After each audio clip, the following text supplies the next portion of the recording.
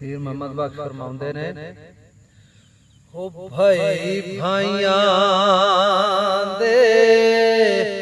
ਹੋ ਦਰਦੀ ਹੁੰਦੇ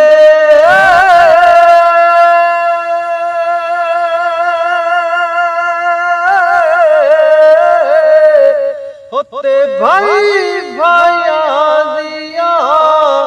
ਬਾਵਾਂ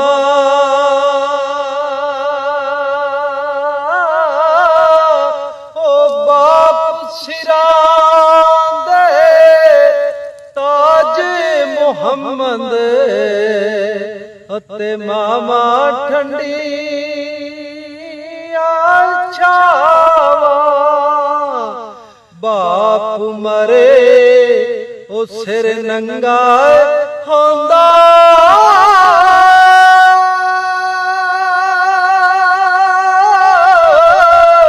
ਹੋਤੇ ਵੀਰ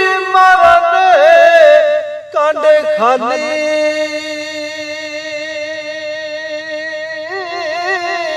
ਹੋ ਮਾਵਾ ਬਾਜੇ ਹੋ ਮੁਹੰਮਦ ਬਖਸ਼ਾ ਅਤੇ ਕੌਣ ਕਰੇ ਰਖਵਾਲੀ ਮਾਂ ਮਰੇ ਅਤੇ ਮਾਪੇ ਹੋ ਮੁਕਦੇ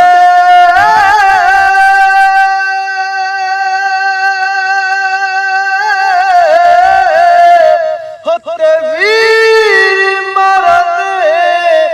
ਵੇਲਾ ਵੇਲਾ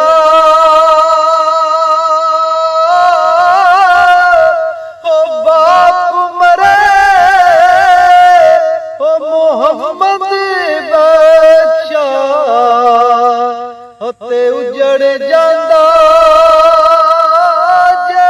ਮੇਲਾ ਲੈ ਹੋ ਯਾਰ ਹਵਾਲੇ ਹੋ ਰੱਬ ਦੇ